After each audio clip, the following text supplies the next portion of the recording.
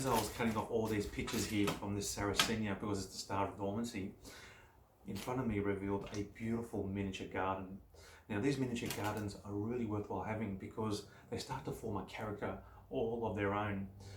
The miniature gardens are often made up of incidental plants like sundews, mosses and terrestrial bladderworts.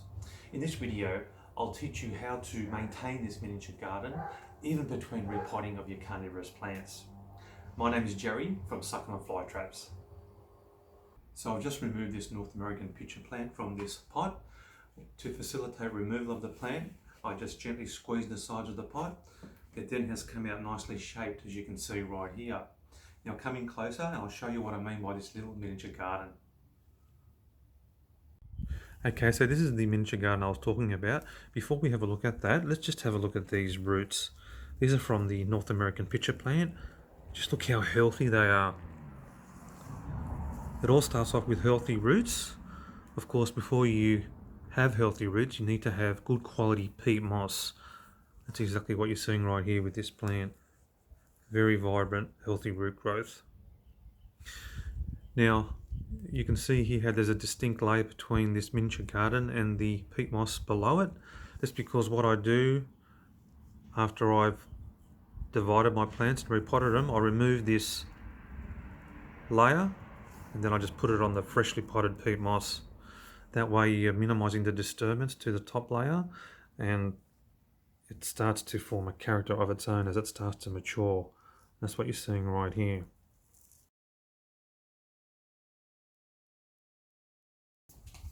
So what I like to do is just using a pair of scissors, just use one blade and just carefully, say around about 2 centimeters below the top layer, gently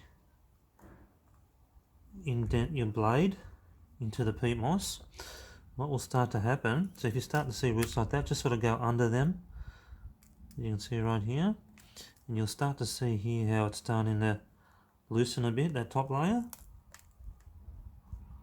So just keep gently pulling it upwards and using your scissors blades as well to separate it from the bottom part of the peat moss.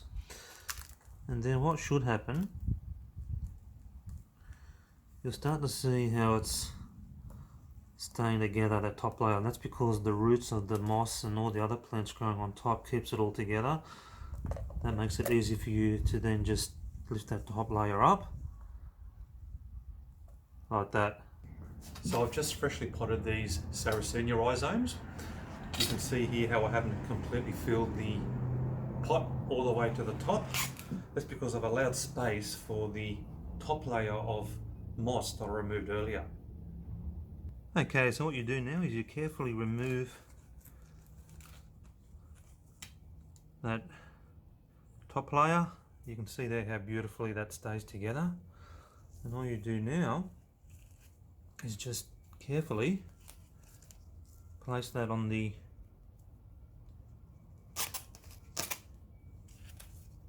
freshly potted peat moss and just carefully lower it in. And as you can see, it's quite easy to do because it's already round. It fits very snugly in there, and what a beautiful effect it has, eh?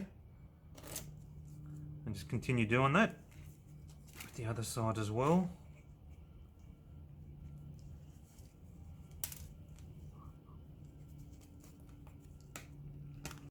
So this is what the finished product looks like, and as you can see, it absolutely looks stunning with that top layer on there.